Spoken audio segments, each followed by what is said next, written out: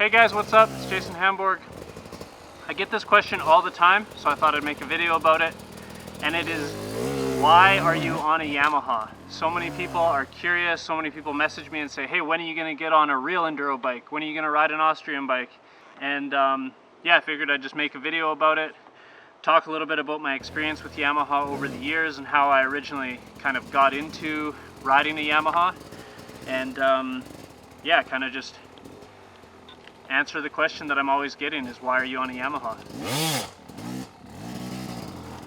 So some backstory about kind of like my life with motorcycles and my experience and where I come from. I started with a PW50, then a DS80, and then from there I kind of got into like a YZ80, KX80, that sort of thing.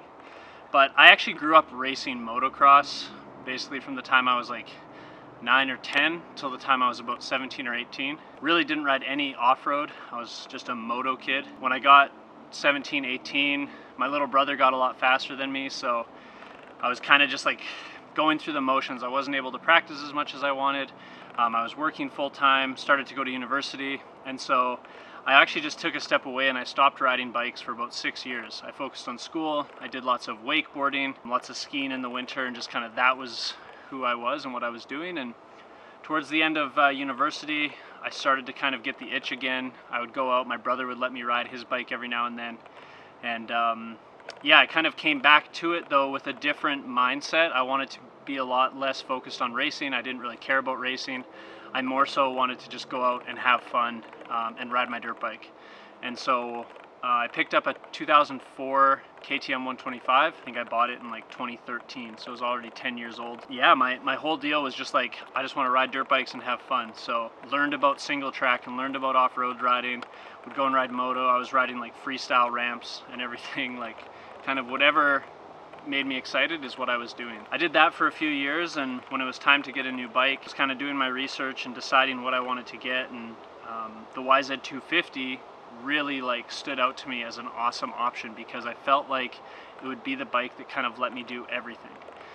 Because at the time I was riding everything from freestyle to off-road. And so I picked up a 2017 YZ250, and over the 2 or 3 years that I owned that bike, I definitely was working on turning it more and more into an off-road machine.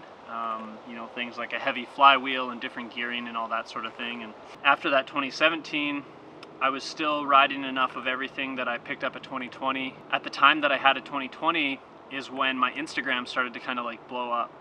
And I honestly attribute a portion of that growth towards being on a Yamaha, which, you know, it kind of sounds lame, but to a degree, that's one of the reasons why I've stuck with riding a Yamaha with a 2020 and then a 21 and now this 23, is that there's so many talented riders out there, and when all of them are on an Austrian bike and I'm like one of the few people on a Yamaha, it definitely does help me stand out. And lots of what this is all about is just like being able to kind of find your niche or market yourself a little bit differently, and that's what the Yamaha allows me to do. And then over and above that, the bike itself, I've just come to know so well and understand all of its little intricacies and quirks and things that it does well and ways to make the things that it struggles with be better. And I think there's a lot of value in sticking with a platform for a number of years over time to really grow with it and understand it.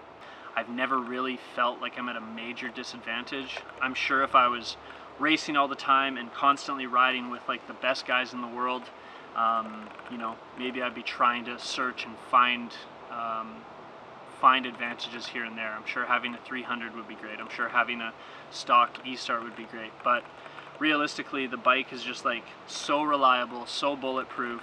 I think it just boils down to I have a lot of fun on it. It's never done me wrong. You know, it's always there when I need it and it fires up every single time. In the end, it's just like a really, really good bike that I've never felt like I needed anything different. So yeah, that's the YZ250X Pledge of Allegiance. I'm not sure if that answers your guys' questions. If you have other questions about why I'm on a YZ250, feel free to, you know, drop them in the comments or shoot me a message, and I'd love to answer them or dive a little deeper into it if I need to. So until next time, thank you.